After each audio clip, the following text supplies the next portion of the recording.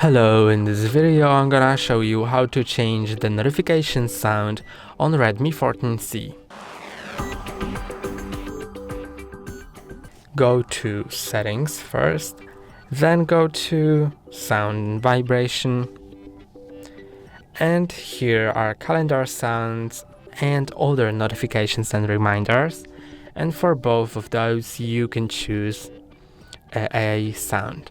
So I'm gonna change the other notifications and reminders, so click on it, then you can choose some ringtones, and I'm gonna go to pre-installed ringtones, and now from here I can choose one of those. I can click on the name to hear them.